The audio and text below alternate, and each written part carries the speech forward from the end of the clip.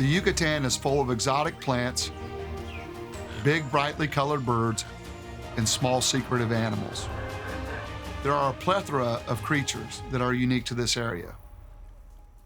The area is also considered the cradle of Maya civilization. Using hunting as a land use keeps this delicate ecosystem intact. Hunting has become a controversial practice in modern times. My name is Dan Cabela, and I'm traveling the globe to explore the true impact that hunting is having on our remaining wild landscapes. This practice goes as far back as human history can remember, but does it have a place in modern conservation?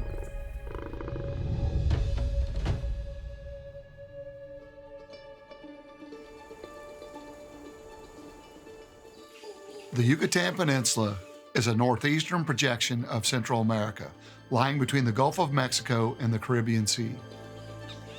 The area sustains probably the greatest biodiversity and supports the last remnant of a tropical rainforest in Mexico.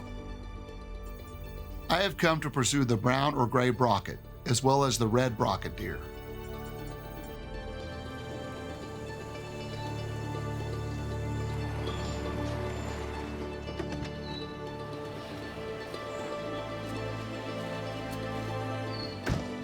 Hey, Dan. Good to see you. How are you? Good to see you. Glad we finally made it. Absolutely. Welcome to Brocket Camp.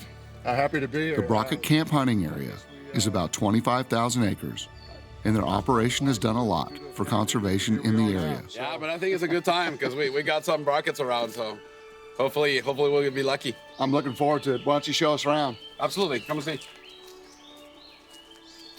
What was the hunting like when you started compared to now? Well, we started basically from scratch. We found out there was a really good population of red Brockets in this area. So we did like some scouting trips first, and then we saw it was a lot of potential. So we started trying to develop the hunting and employing people from the town, the local hunters, because they're not poachers here, but they hunt a lot for meat. So there's a big meat market, cultural, because they grew up eating deer, right? So they start employing them, talking to them, and well, now we have most of the best hunters employed as guides, and that also reduced a lot of the hunting for meat. So we're trying to make a team there. Our guys are the best doing what they do, and now also the meat market it's going down. So almost 50%, there are less Brockets being hunted for meat now because they get employed, they get good tips, and they take care of the resource. The Brocket deer belongs to a different deer family called Mazama and is among the least studied of any American deer. They prefer the deep cover offered by tropical semi-deciduous and flooding forests. The males carry short, unbranched antlers, and their preferred food is a fruit called amapola. By having controlled legal hunting in the area, a limited offtake quota is set and managed, and anti-poaching is done to prevent illegal activities. Well, this is the famous amapola tree, the one that the reds really like. Also some of the grays, but usually you find them in higher altitude where there's more red Brocket than gray. And this actually, the flower, that's amapola flower. It's got some like nectar inside and some water as well. It holds it, so that's what they crave for. This is a big secret. It took us some years of scouting and researching them to find out what they really liked. So after we start hunting these flowers, that's where our success rate increased a lot in the Brockets. They are a very secretive and small deer species and are quite elusive to even the most accomplished hunters. Using trail cameras allows the team to see if any deer are present in an area, particularly the males. There's one male coming in at night. Oh, it's a good one. You can see the antlers there. So this way, like here, we know there's a big one coming in. It's coming at night, so we'll have to keep on looking until he shows up daylight, and then we'll probably come and sit. In the Yucatan Peninsula, hunting is only allowed if it is done within the management units for conservation of wildlife called UMAs. The UMAs have permits, and their owners decide what to do on their sites and with their species. How many do you take off in a year? Brockets? Well, we got a 25 quota, and we shoot anywhere from 5 to 8, not more than that. So we always keep it low, the harvest. And every year we get a little bit, like maybe one more every year, because we're just like having more brockets around. So that's why we're seeing the conservation efforts working. And also the trail cameras helps a lot, because you can actually target the males. So you don't lose time sitting, and then you have a bunch of females show up, and you just waste a day of hunting. One of the most alluring attractions to hunting the Yucatan is the entire experience.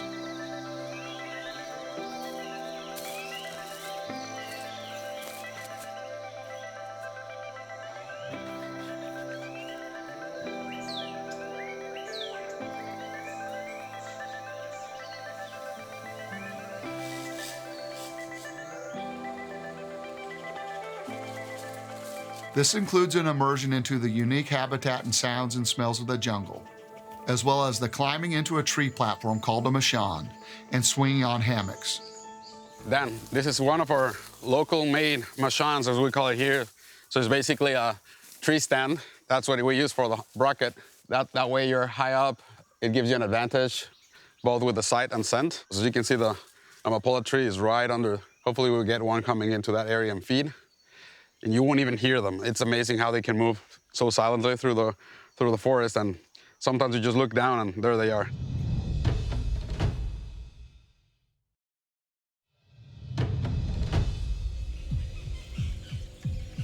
After a hard few days of hunting, we had glimpses of stealthy deer, but no luck so far.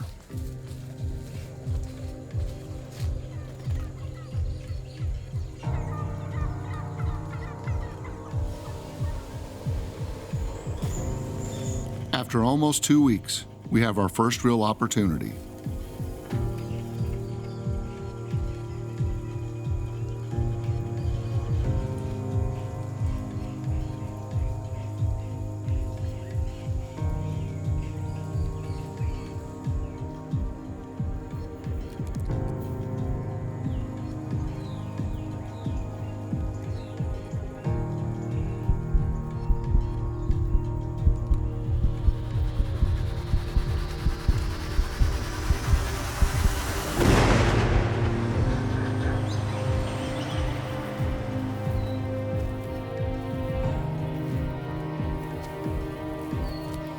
After many long days of searching, it is deeply rewarding to finally succeed in our pursuit.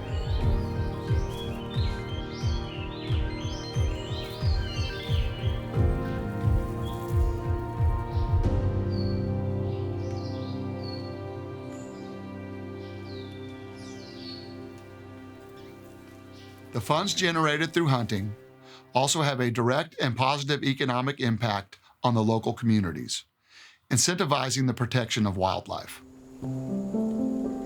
You'll see then how we're gonna transition here from forest to farmland, and you'll see it's quite a big change in scenery. And all this forest, you know, it's a Brocket habitat, but as long as turkeys and curassows and all the forest species, and hunting actually is keeping them from turning all the forest into farming. So that's what we're working hard at. After a challenging but rewarding 2 weeks in the Yucatan, we are off to explore another part of Mexico. The reserve we are hunting is called Veracruz de Xochiapa, which translates to Beautiful Resort of the Flower River. It is located in the center of a triangle formed by the city of Huatusco, the city of Jalapa, and the port of Veracruz, and is in the central region of the state of Veracruz.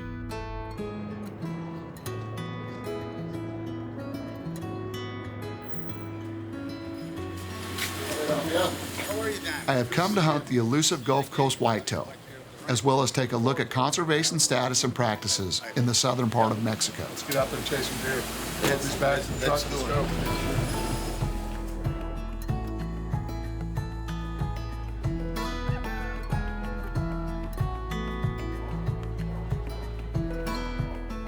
So, Rafael, how long have you had your ranch? August of 1994, almost 29 years. The ranch occupies approximately 1,200 acres made up of 6 plateaus separated from each other by ravines and deep cliffs that provide isolation and extraordinary diversity. Prior to the acquisition of the ranch by Rafael and his brother Carlos, The land was completely abandoned, and locals took advantage of the timber and poached out most of the animals. And what was this area like then? I mean, this village here, was it? Less people. A lot of these houses were mud houses. This town, besides being coffee growers, used to be famous for all the pottery, mud pottery. And in between this town and your ranch, what was the habitat like 30 years ago? Yeah, pretty much the same as far as coffee plantations. Not so much as for what's been happening now with the lime plantations. Lime has taken the place of coffee and natural trees and natural vegetation.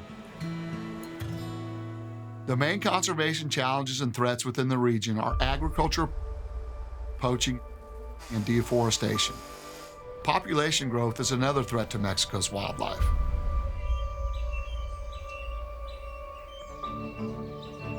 Species that are unique to the area include white-lipped peccary and Gulf Coast whitetail. And you can also observe other resident species and migratory birds. Reptiles are also well represented. After purchasing the property, the brothers have invested a 30-year conservation restoration commitment to bring native animals, trees, and plants back to the preserve. It is because of this effort that the ranch is now a thriving oasis for wildlife.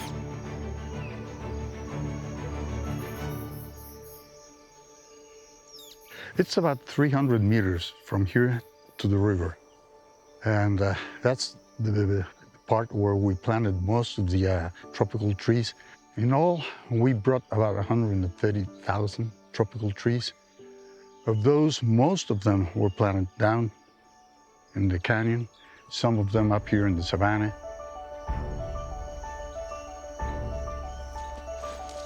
Rafael is taking me down into the canyon to get a closer look at the scale of the project they have taken on.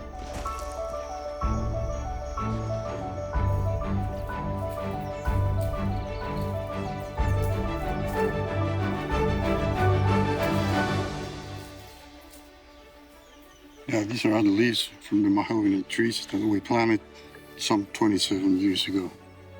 See how beautiful they are.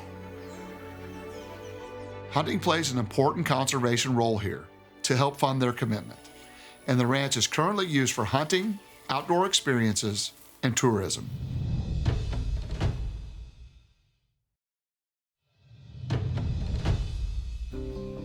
I have come to hunt the elusive Gulf Coast whitetail, as well as take a look at conservation status and practices in the southern part of Mexico.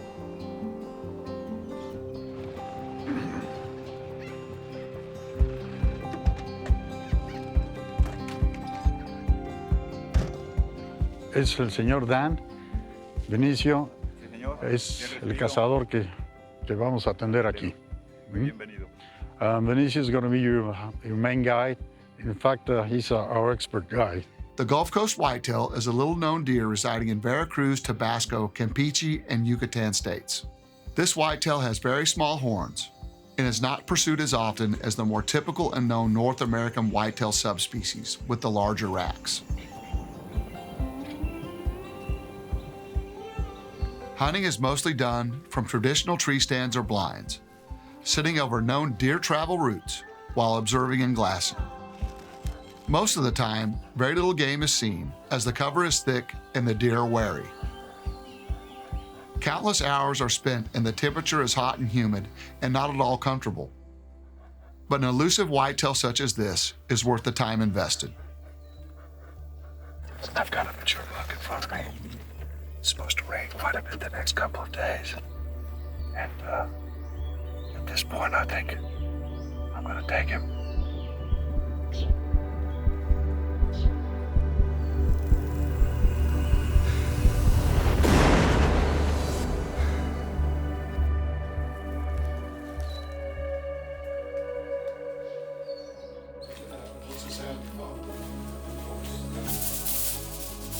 The cooks prepared a traditional meal that was quite possibly the most tender venison meat I have ever eaten.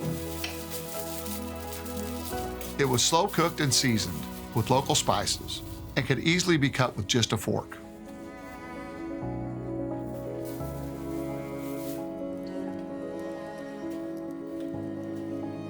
I believe that one of the most meaningful aspects of hunting is sharing a meal with others as a result of an animal that I have harvested.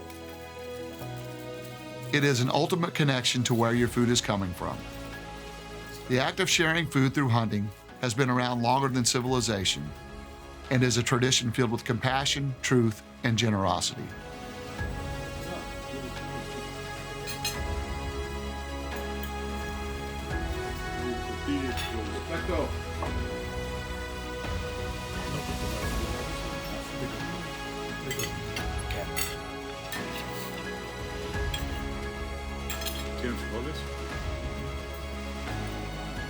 Ya, a ver.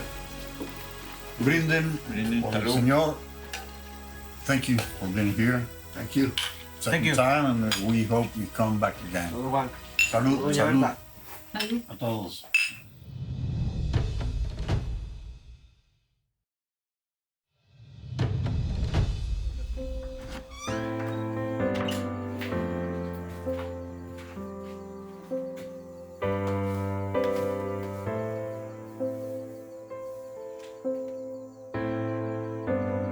Hunting regulations are of little concern to poachers, and if caught, prosecution or meaningful penalties for this illegal activity are rare. Because there is extreme poverty in the southern part of Mexico, poaching is rampant. Veracruz de Xochiapa has unique barriers to defense against poaching and human encroachment. On one end of the property, there is a very deep and steep canyon that makes access to the ranch very difficult from that direction. On the other side of the property, there is a high fence. Both of these barriers serve to keep poaching out of the preserve. I spoke with my guide, Benicio Hico, who was a well-known poacher in the area many years ago. He is now employed by the ranch and has been for the last 20 years. His perspectives regarding wildlife and poaching have changed dramatically. He is currently in charge of anti-poaching on the ranch and has gone from a problem for wildlife to becoming a solution for wildlife protection. Does he have any idea roughly how many animals he may have taken back in his younger years? Conejos, mapaches, zorros, ardillas. He says that maybe he thinks he might have hunted about 30 animals in all between, which include armadillos, coatis, everything that came in sight. He was a hunter. So ask him if he feels that it's important to protect the indigenous animals of this area. Yo estoy pendiente de los que bajan cazadores que son He says that he's all against it, and if people come into the ranch by force, they will be kicked out by force too. If people who don't have anything to do on the ranch will do it, like poachers. What does it mean for Benicio to now be a protector of the wildlife and the ecosystem here? Para mí es un orgullo tener esta vegetación importante porque He says that for him it is important that we have all this vegetation and the protection that we have given to this place for us and for the people in the town.